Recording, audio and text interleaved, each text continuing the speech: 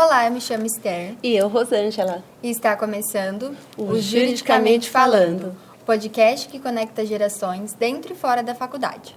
Para a discussão de hoje, teremos como base os artigos 1 a 17 da Lei 9.504 de 97 e os artigos 14 a 16 da Constituição Federal.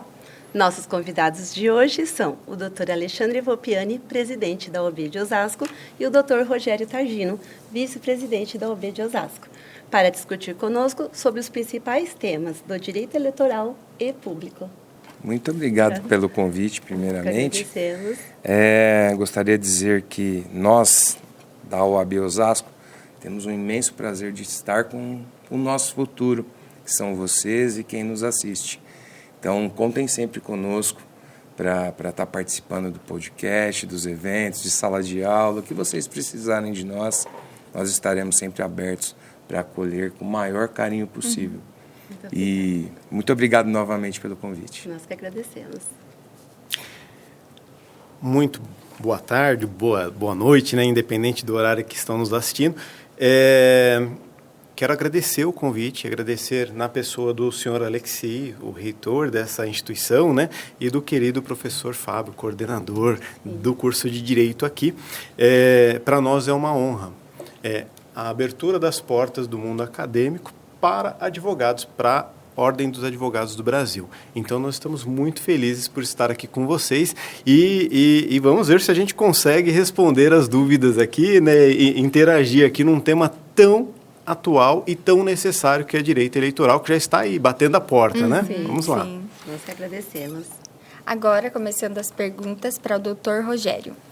Quais são os requisitos para elegibilidade no Brasil de acordo com a Constituição Federal e a Lei 9.504? Vamos lá, Esther. Eu até anotei aqui.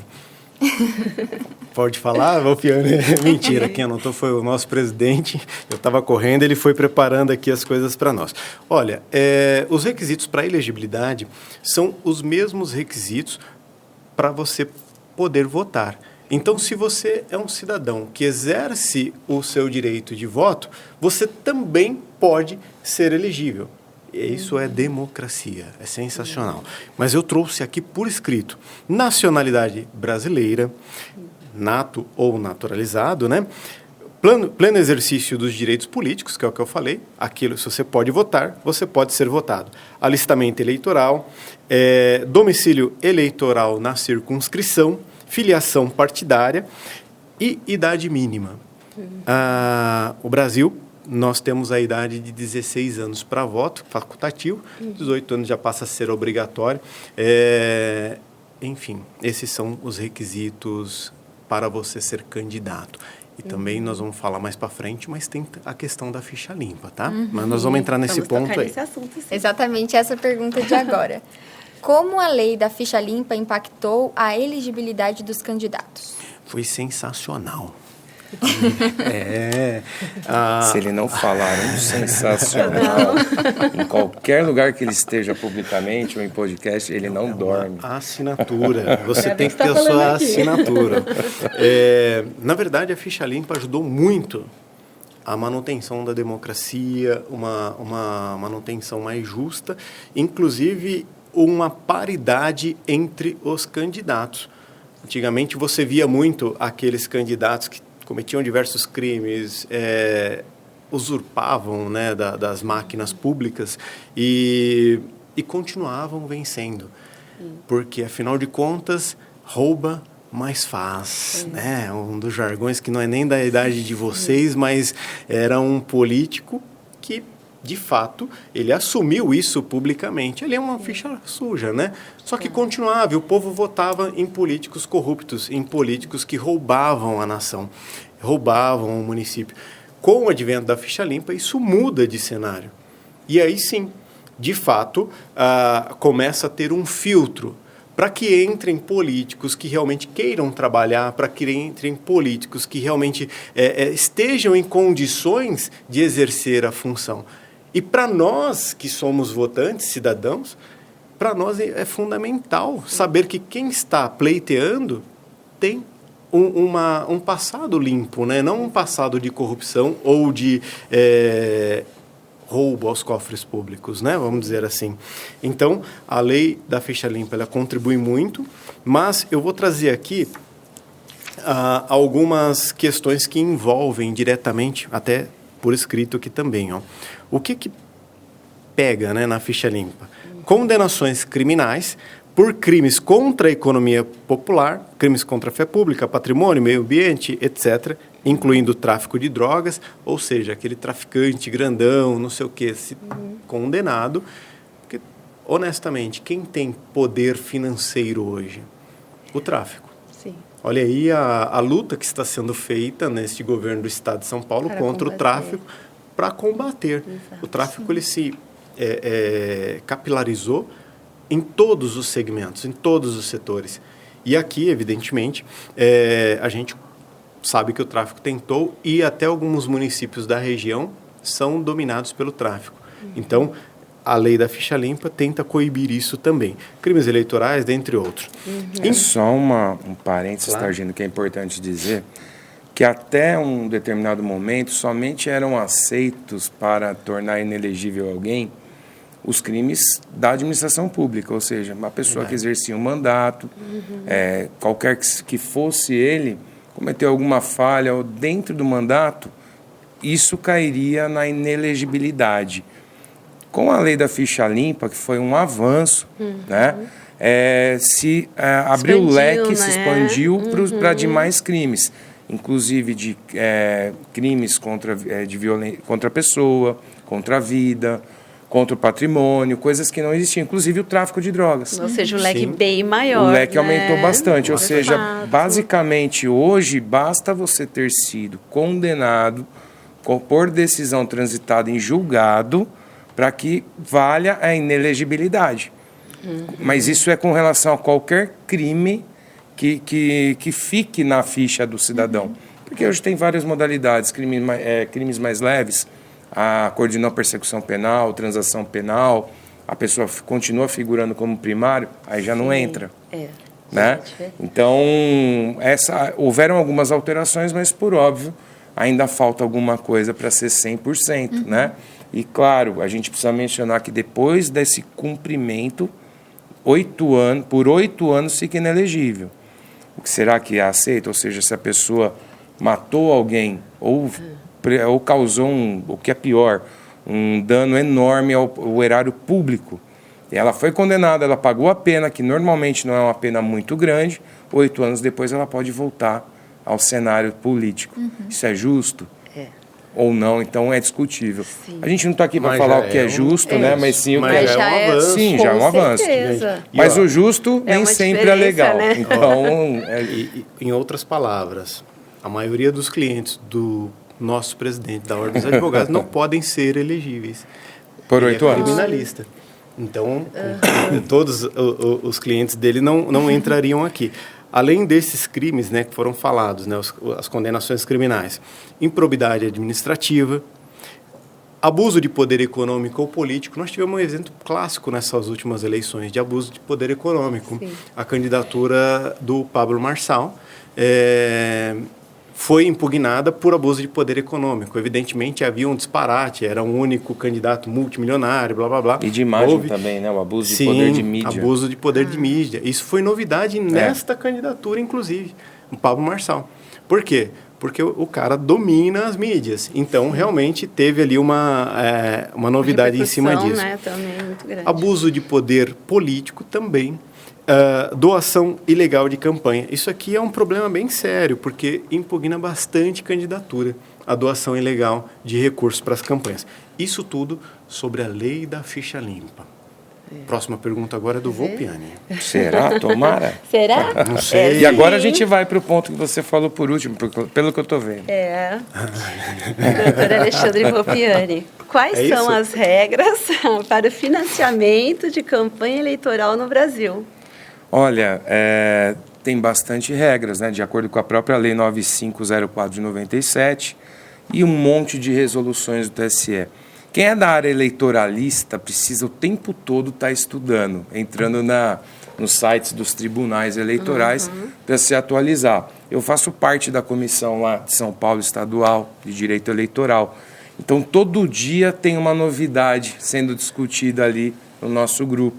Alguma coisa nova que surgiu, alguma resolução nova. Porque, de fato, a justiça eleitoral ela é muito ágil para muitas coisas.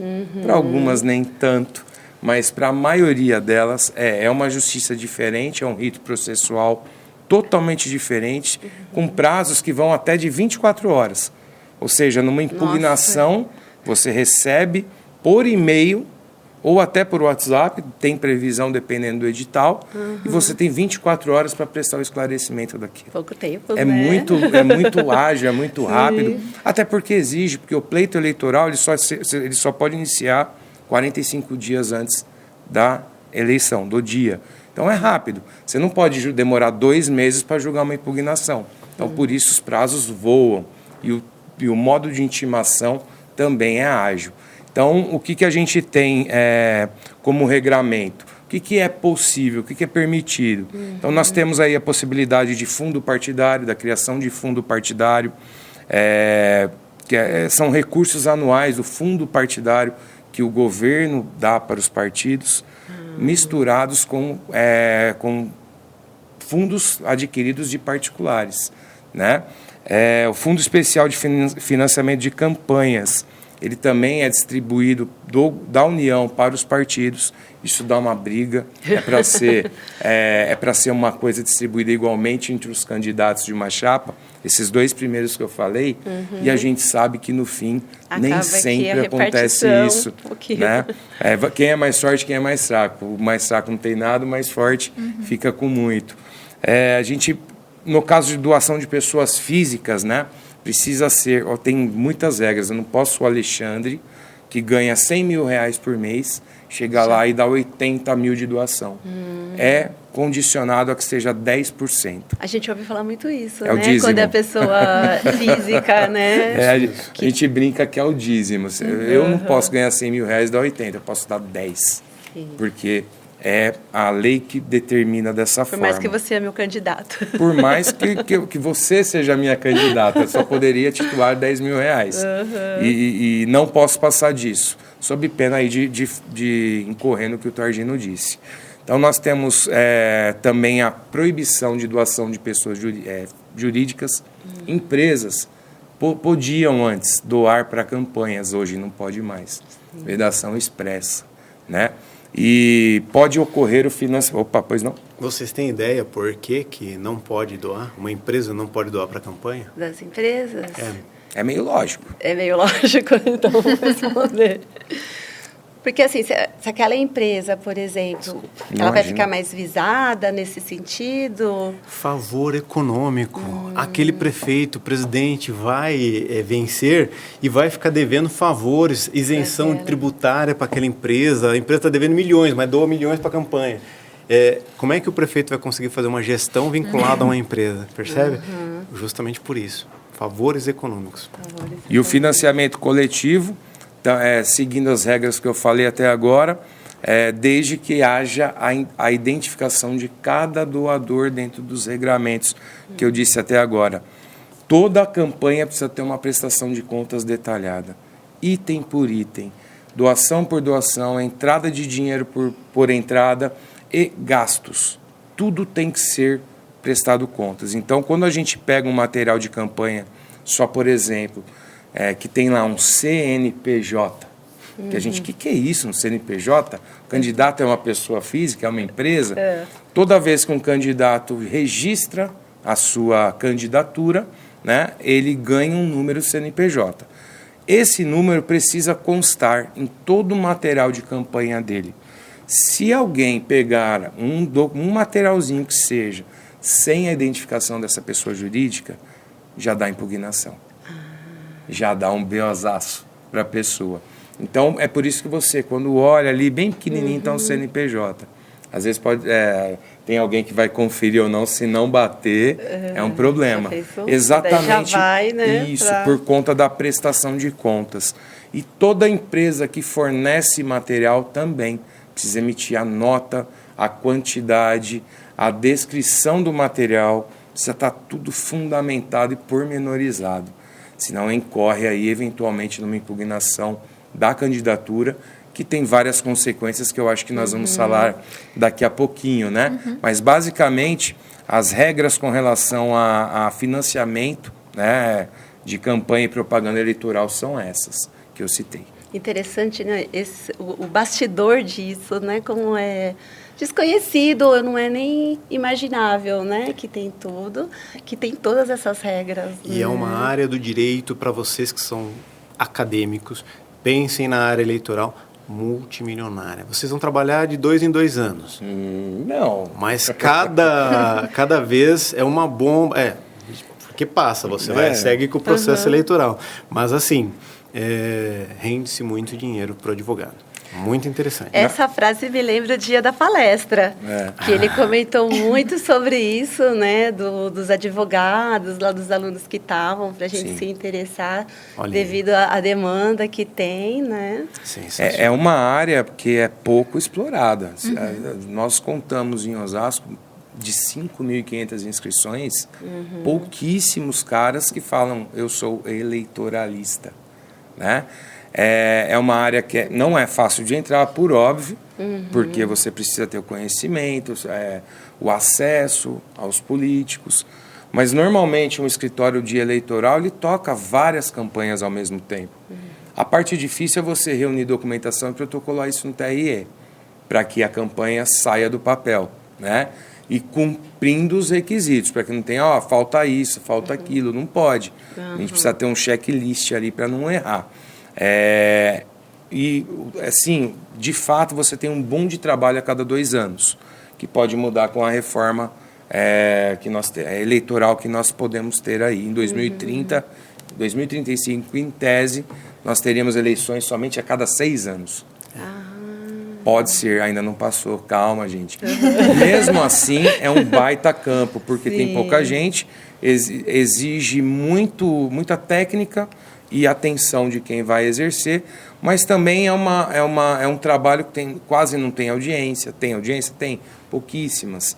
É bastante burocrático e organizacional. Então é um campo ótimo para trabalhar, e assim, 2 em 2 anos é o boom, mas você tem trabalho consultivo durante esses 2 anos, porque das 20 candidaturas que você advogar, por exemplo, 2 ou 3 ganharam. Eles não vão largar a mão de você. Você vai ser o consultor daqueles, agora políticos, em algum cargo. E eles precisam de você o tempo todo, até para não incorrer em problemas dentro do mandato que os tornem inelegíveis depois. Interessante de se pensar. Próxima pergunta. Como que a Justiça Eleitoral tem tratado a propaganda eleitoral irregular? Olha, como eu disse, dos prazos são rápidos. Então, quando há uma impugnação, a análise é rápida, mas é necessário respeitar o princípio da ampla defesa. Então, a outra parte pode se defender e deve se defender. Então, e ela, com a acusação e a defesa, ela toma a medida que ela tiver ali. Não dá lógico, existem gravidades, né, em tudo, tanto no criminal como no eleitoral. Então, existem coisas extremamente graves, que é o cartão vermelho direto, mas que não são muitas dentro do leque da Justiça Eleitoral, e muitas questões de advertência, multa, e depois, na reincidência, você chega aí, eventualmente, numa queda da chapa ou da candidatura em si. Né? Então, a Justiça Eleitoral age dessa forma, ela julga e decide rapidamente sobre os pedidos de impugnação ou denúncias, para tomar as medidas que ela precisa depois. Por óbvio que ela precisa fazer, em cada eleição, ela precisa fazer uma série de coisas para coibir e gerar um dispositivo protetor do nosso sistema eleitoral. Então, ela precisa normatizar, cada eleição tem uma normatização específica. Por isso que eu falei, eleitoralista precisa estudar o tempo todo. A cada eleição, a cada mês muda alguma coisa, e você precisa estar atento nisso, porque essa coisa nova que entra revoga as anteriores. Então, imagina, então, matar alguém, vem alguma coisa, matar alguém não é crime, revogou o anterior. Basicamente isso, quando vem uma resolução nova, ela revoga uma série de dispositivos anteriores. e aí você precisa ter atenção. Então, ela faz a normatização de cada pleito, isso é um sistema que ela utiliza para proteger o sistema eleitoral, ela exerce uma fiscalização ativa, não vive só de denúncias, mas ela trabalha com o Ministério Público, com as autoridades policiais e civis, que também captam situações e levam a ela. Os próprios partidos têm essa obrigação de fiscalização, de estar olhando atento para ver, e lógico, só vai olhar do outro, claro. O próprio não. Mas é uma via que se tem de denúncias e de situações que chegam à Justiça Eleitoral.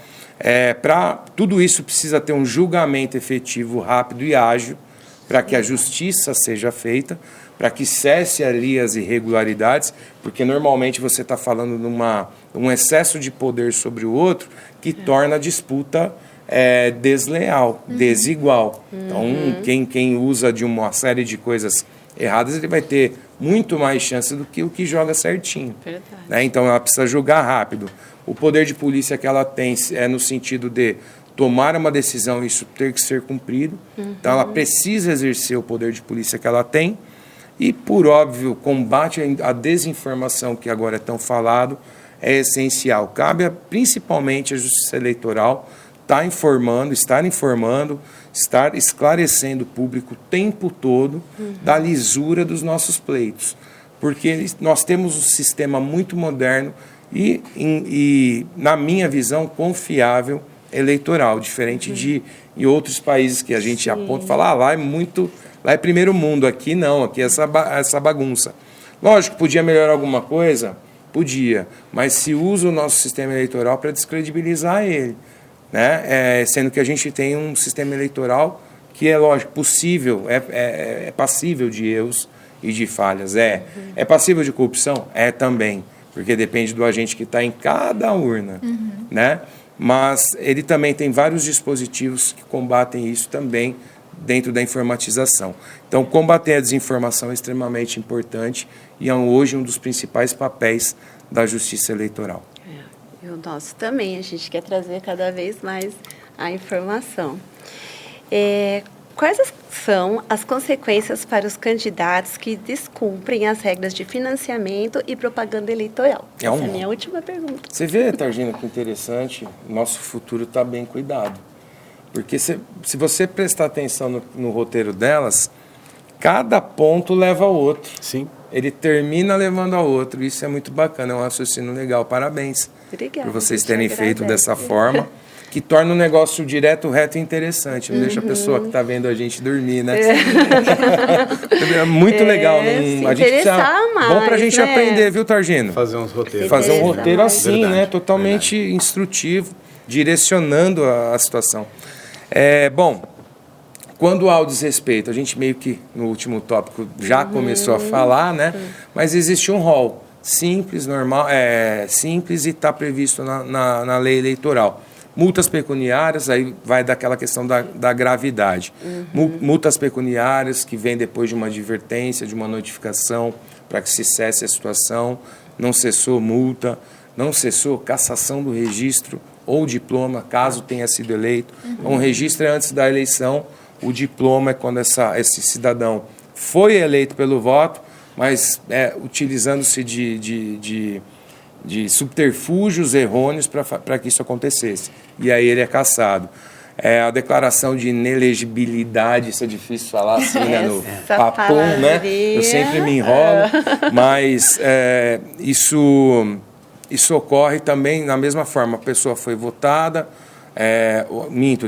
a pessoa ia se candidatar, não foi, e foi negada a candidatura dele por conta disso. Ou ela foi eleita, tomou uma sanção dessa, e lá na frente, quando ela quer tentar outro cargo, é emitida essa declaração, ela não pode concorrer. Quando ela não declarou, não fez tudo certinho, né, na campanha dela, aí ela tem essa rejeição de contas de campanha. E aí ou ela derruba o registro dela, mas normalmente isso vem depois da eleição, sendo rejeitado, ela perde o mandato. Se ela não foi eleita, ela não consegue se candidatar depois. E a responsabilização criminal, porque até no direito eleitoral você tem crimes eleitorais, e aí teria que ser um podcast só para isso, porque tem tem acho que 12 artigos que tem que ser bem... é coisa que acontece e que você não acredita. Do tipo, pagar ônibus para ir em comício, para fazer aquela votação que se faz para a pessoa ser candidata. Mas não no Brasil, né? Isso aqui não. Ele está dando hipótese de outro lugar, outro país. Aqui no Brasil nada disso acontece quando mesmo. Quando você pensa que viu uma coisa, já apareceu outra. Pagar lanche, essas coisas, não. Mas tem esse tipo de situação que é inovadora, liberação de transportes para eleitores, para atingir o fim do voto, compra de votos, ou por dinheiro, ou por troca de favor, ou por troca ou dação de bens, alimentos e tudo que você pode imaginar, dentre outros crimes. Tem bastante crime. Então, mas tem gente que vende voto a R$50, para você também der, no Brasil. Né? Então, e em São Paulo também é possível você ver um negócio desse. Não é lá no Amapá, não. Em São Paulo já existiu esse tipo de caso por R$50. Nossa. Aí a pessoa não teve, ela contou o voto da sessão. Essa é a resenha, vou contar. Que é legal, é um caso legal. Então, a candidata comprou um voto, ela deu dinheiro em troca de um voto. Aí essa pessoa, só que ela anotava a sessão dos eleitores. Aonde você vota, sessão tal, colégio tal.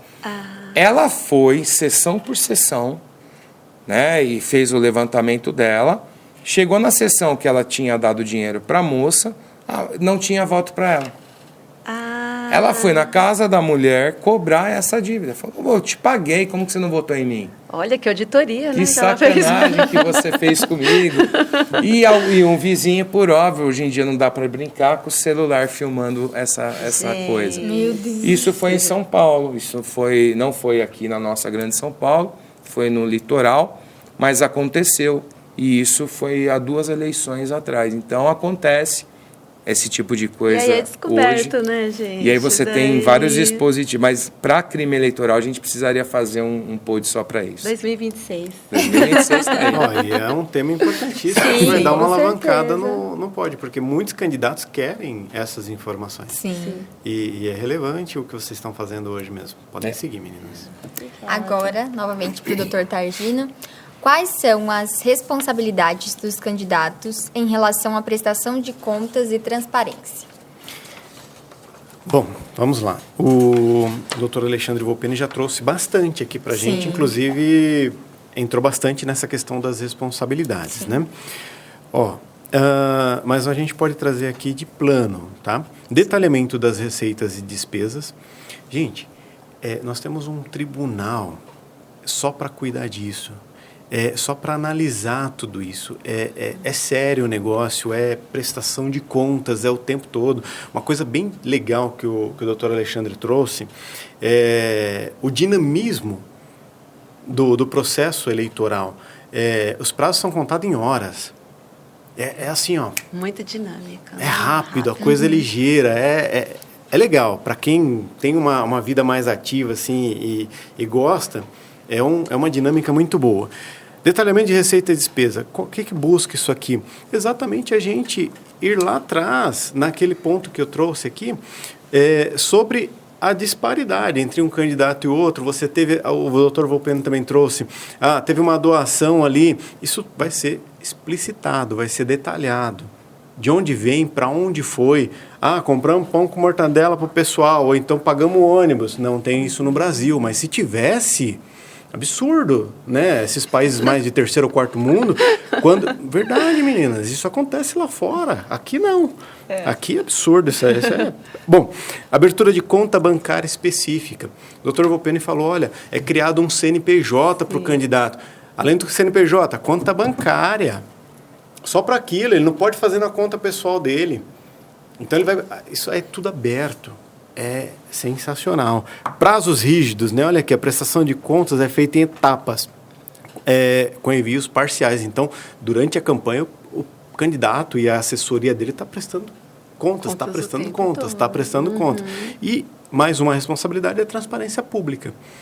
tudo isso que nós trouxemos aqui, detalhamento de receitas, abertura de conta bancária específica, CNPJ que o Dr. Volpiani trouxe, prazos rígidos, para que é? Para culminar na transparência pública, deixar tudo redondinho, tudo auditável a qualquer momento. Nosso processo eleitoral ele é lindo. A nossa legislação eleitoral é sensacional. Por isso que eu falo, essas coisas não acontecem aqui. Isso que ele falou aí de pagar ônibus. Parênteses, aí né? É coisa do passado, lá de 2 anos atrás. Hoje não. Os primórdios. Né? Se fosse assim, a gente não tinha trabalho. Exatamente, porque daí a impugnação E tem, advogado né? Podia ser um pouquinho menos. Mas basicamente essas responsabilidades. Respondi a sua pergunta? Sim. Qual é o papel do Tribunal Superior Eleitoral e dos tribunais regionais eleitorais no controle da propaganda eleitoral? Olha, assim como eu costumo dizer que a Ordem dos Advogados do Brasil é o fiel da balança na democracia, na observação e na manutenção da democracia, os tribunais eleitorais são os guardiões da legislação eleitoral, são os guardiões para que o pleito seja um pleito íntegro, um pleito honesto. Então, o Tribunal Superior Eleitoral, ele atua como primeira instância e depois nós vamos ter o Tribunal Regional Eleitoral, que seria a segunda instância. Mas, em primeira instância, uniformiza a jurisprudência, elabora as resoluções, tudo anotadinho aqui, tá? Só para vocês... Agradecimentos especiais ao nosso presidente, doutor Alexandre, que teve o capricho de preparar esse roteiro para mim aqui. Maravilhoso. Não, mas é uma dica também. Já tragam os roteirinhos ali, apesar de vocês terem mandado as perguntas, tragam os roteirinhos também já que às vezes é alguém que não prestou tanta atenção nas mensagens da Esther. E aí Já tem tá aqui já, ali, né? Já mas está bonitinho, bonitinho. Olha lá. Tribunal Superior Eleitoral, responsabilidades, uniformiza a jurisprudência, elabora as resoluções e julga os recursos e ações. E nos dá trabalho todo santo dia para nos atualizar. Verdade. E, em sequência, Tribunal Regional Eleitoral seria a segunda instância, né? Julga os registros de candidatura, fiscaliza e julga as propagandas, aquilo que o Dr. Volpiani trouxe agora há pouco, e aplica as sanções. Estas são as funções dos tribunais, estas são as necessidades da justiça eleitoral. Uma justiça, eu não milito nesta área, mas é assim, pelo que a gente vê, é extremamente dinâmico. O Dr. Volpiani trouxe aqui em Osasco, se tiver 10 advogados especialistas na área, é muito. Vale muito a pena estudar sobre esse tema, viu? Sim. Vocês que são jovens. Como a sociedade pode contribuir para a fiscalização e controle da propaganda eleitoral? Fofocando. Melhor coisa que tem a viu a coisa fofoca errada. nunca foi tão... Primeiro, a sociedade precisa... nem vou copiar a colinha aqui, que eu nem achei essa pergunta aqui na colinha. Tá vendo? Mas a verdade é esta. Nenhum poder judiciário, executivo, legislativo, ele tem condições de fiscalizar, de exercer em sua excelência, exceto a Receita Federal, que é o órgão máximo de fiscalização, tudo eletrônico. Fora isso, todos os poderes dependem de denúncias, dependem de que alguém aponte o erro. Mas para apontar o erro, eu preciso saber onde tem o erro. Sim. Não sair apontando sem sequer ter conhecimento de algo. Então, a sociedade, ela vem cada vez mais consciente, principalmente porque nós estamos numa sociedade hoje politizada, nós estamos numa sociedade que ela está polarizada, mas, sobretudo, é positivo, porque ela está politizada. O que isso quer dizer? Ela está buscando mais conhecimento sobre a política, está buscando mais conhecimento sobre o que é certo e o que é errado. E quando vê o que é errado, além dos agentes, dos fiscais que trabalham nos partidos, etc., a própria sociedade acaba denunciando algo errado. Não sei se vocês lembram, na última candidatura também teve um episódio, candidatura para governo do estado. Teve um episódio, para o município de São Paulo, onde um candidato trouxe um atestado médico falso. nem precisou do acusado, falando que o acusado cheirava droga lá, usava droga. Vocês lembram desse episódio, evidentemente. Nem precisou o acusado se defender tanto. A própria sociedade já falou, esse atestado é falso, e era falso mesmo. Era falso. Foi um jogo, uma jogada terrível que o candidato fez ao vivo. Isso está errado. Então, a própria sociedade foi, o Ministério Está Público mais atenta, pegou em né? cima. Vamos dizer A sociedade, assim. ela não é boba. A partir do momento que ela vai se conscientizando, vai entendendo um pouco mais, ela até para de pensar em votar naquele candidato que comete ilícitos, que faz uma campanha irregular, que compra o voto. Então, a gente está crescendo em termos de eleições, a gente está evoluindo politicamente. E eu acredito que num futuro muito próximo, tudo isso que o Volpiani falou que acontecia lá atrás, há 2 anos atrás, mas vai se extinguir. Vai extinguir, mas a tendência é não vender mais voto algum. Entendeu? Por quê? Até aqueles mais que têm necessidade, ou que vendeu porque, sei lá quais as razões, também vai deixar de ter esse preço, esse custo. A partir do momento que a sociedade começa a abrir a mente para a questão política. O voto é muito caro, né? Mas não no sentido financeiro falando. Eu e o Targino, nós somos eleitos também.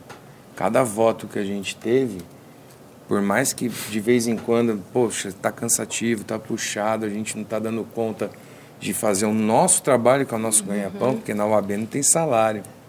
Dizem que muita gente fala que a gente ganha bem, né, Targino? Exatamente. Nós ganhamos muito bem, A gente muito obrigado de vez em quando. De podcast, que vocês da Anguera estão patrocinando. Os aí, estudantes do segundo semestre de Vocês Direito. fizeram a vaquinha, né? Ou não? Totalmente gratuito. Mesmo assim, para nós é uma honra, e honra se honra, né? Então, muitas vezes a gente está fraco, está cansado, está estressado, não tá, as coisas Humano, não estão né? dando certo. Somos humanos. E aí você fraqueja, mas você fala, não, cada voto que a gente recebeu e nós não compramos nenhum, né? Foi de confiança, foi com coração, foi porque acreditava em algo, em uma mudança. Então a gente honra todo santo dia esse voto, até quando a gente acha que não dá mais. E muitas vezes a gente acha, não é fácil você exercer um trabalho voluntário como nós. E agora você imagina quem ganha um salário para isso, quem está representando o povo, a saúde, a segurança, a educação, os animais, porque tem gente dessa bandeira, uma série de coisas, as bandeiras que os políticos partidários defendem. Um voto para eles é tão importante, sabe? Tão caro, tão singular, 1 a 1. E você vê, para ser um vereador em Osasco, por exemplo, você precisa ter mais de 5.000 votos. 1.000 votos. É muita gente que confia em você. Então, como você não honra aquilo? A questão é que quem vota precisa também aprender a votar, e quem honra. Porque a mudança, a diferença está aí. Um só faz toda a diferença. Muito, né? cada no um resultado faz. final. Na verdade, nós falamos, não é um faz, cada um faz. Cada um é importante. Só que nós precisamos honrar. Mas quem vota também precisa escolher um pouco mais com a razão, com análise de um contexto, de quem é a pessoa. Então, poxa, não é porque não sabe ler direito que não merece um voto, porque não tem curso superior. Não é disso que eu estou falando, apesar de achar que para você exercer um cargo tão importante, você deveria ter um preparo. Se é de nível superior ou não, não sei, mas um preparo para exercer aquela função pública, seja qual for, deveria ser necessário. Sim. Não é. Basta saber ler. Basta saber escrever o próprio nome. Se você escrever o seu nome, está apto. É assim que funciona. É mais uma regra eleitoral, né? Então, nós vemos aí algumas pessoas que representam a gente que falam, puxa, que não é possível, né? Mas normalmente é voto de protesto e tal. Então, o cidadão precisa valorizar o seu voto. Ele precisa votar em quem realmente ele acredita que vai fazer diferença, que vai fazer a vez do povo, e não porque está recebendo um benefício, porque o parente está recebendo um cargo, porque está recebendo algum valor, porque conseguiu marcar uma consulta. uma série de coisas. A gente sabe que é importante para o cidadão que tá ruim passar num médico, quão difícil é, mas a gente não pode vender um voto por isso, porque imagina se todo mundo começar a vender um voto por uma consulta, por um exame, o que vai virar nossa cidade, estado, país, nosso CEP? Vai virar uma loucura, insustentável, que não vai para lugar nenhum, nunca vai melhorar. Então nós precisamos, como cidadão, eu acho que essa dica que a gente precisa dar, valorizar o seu voto e votar em quem, não em quem eu mando ou eu opino, mas sim em quem ela acredita que vai fazer a coisa certa e a diferença para a sociedade, não só para ela. Porque essa pessoa não tá, o meu vereador não está lá só para ser o meu vereador, ele está para ser o vereador de Osasco. Sim. E é isso que eu preciso votar em alguém que tenha isso na consciência. Não que ele vai ser o meu vereador ou dos 5 mil que o elegeram, mas sim o vereador de Osasco que representa até quem não votou nele. E que ele vai lutar e fazer as funções dele com esmero. Que ele vai fiscalizar o poder público, o poder executivo, as condições de serviço da cidade, porque essa é a função do vereador. Que o prefeito vai ser um executivo de competência que vai resolver todos os problemas da cidade, a começar por saúde, educação, segurança, que são os três pilares básicos, né? E para o Estado a mesma coisa, e para o governo federal a mesma coisa. Então, o cidadão precisa entender isso para que a gente tenha uma mudança no nosso país. Senão nós vamos aqui, mais uma vez, daqui 2 anos, ou daqui 1 ano, falar sobre esse mesmo tema, e brincando para não chorar, rindo para não chorar. E vocês sabem que né, a importância. Nós somos Ordem dos Advogados, nós somos eleitos, né, para fazer um trabalho voluntário, é o que o Volpiani trouxe aqui. E eu vou dizer uma coisa para vocês, em paralelo, a gente sofre porque a gente quer deixar o melhor legado possível para a advocacia de Osasco. O político deveria ter esse mesmo princípio. E aí, o eleitor passa a votar em quem trouxe um bom trabalho, em quem deixou um bom legado, e não a votar por amizade ou a votar por causa da questão A, B ou C. Este é um fato, e inclusive que nós estamos implantando isso na ordem. Na próxima eleição, a nossa intenção é que o advogado vote pelo trabalho que foi realizado, e não simplesmente pela amizade, percebe? E o advogado ele tem que se conscientizar. Observe que no mundo jurídico não há essa consciência também. Nós estamos falando de uma eleição elitizada, eleição da Ordem dos Advogados, onde advogados ainda votam porque é um amigo ou uma amiga. Sim. Percebem? Então, imagina fora dessa eleição elitizada, né? Como que não é a consciência eleitoral. Para vocês atuarem nisso também, né? Porque às vezes aquela coisa que já está também ali de muitos anos. Sim. Então, para ter essa mudança também, aquele trabalho ali. Até os critérios Exatamente. que a pessoa leva, né, para votar. Nem o Targino estava falando, votar por afinidade. É uma coisa bem maior do que eu votar, não é só para mim. Tantas pessoas que vão ser beneficiadas ou prejudicadas pelo trabalho daquela pessoa que eu estou votando. Claro. E esta gestão ordem, por exemplo, ela trabalha para quem votou em nós e para quem não votou. Sim. E quem não votou chega lá e é muito bem recepcionado, e vai ser, porque nossa missão é com a advocacia, não é com o advogado A, B ou C, é com todos. Então, se o político aqui fora pensar desta forma, vira a chave. Sim. E, Primeiro mundo, sensacional. vai tá aí. Nós estamos fazendo uma das maiores gestões da Ordem dos Advogados Subseção de Osasco dos últimos 50 anos. Que bacana. Pelo menos esse primeiro ano foi assim, não foi, presidente? Era para o presidente estar orgulhoso aqui, né? É que ele está cansado. E nós estamos cansados, né? Novembro, chega férias. Essa época de novembro. Ele falou dos últimos 50 anos e... Eu fiquei pensando. Por uma coincidência, a OAB faz 50 anos ano que vem. Ano que vem. Ano que vem. Vai ser sensacional. Então, precisamos ter um podcast 50 anos de ordem. Opa, com certeza. Muito bem.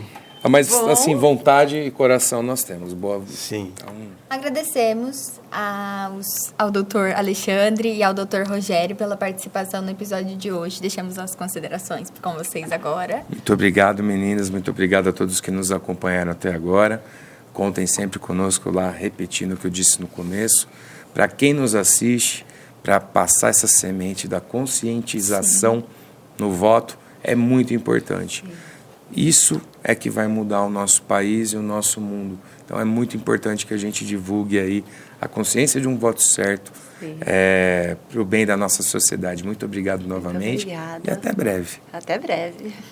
Quero agradecer ao convite que vocês fizeram. Fiquei muito envaidecido por estar aqui hoje. Para nós é muito importante que os acadêmicos se atualizem, estejam conosco, o Dr. Volpiani já fez o convite, estejam conosco na Ordem dos Advogados do Brasil. Vocês acadêmicos também podem participar das comissões da Ordem.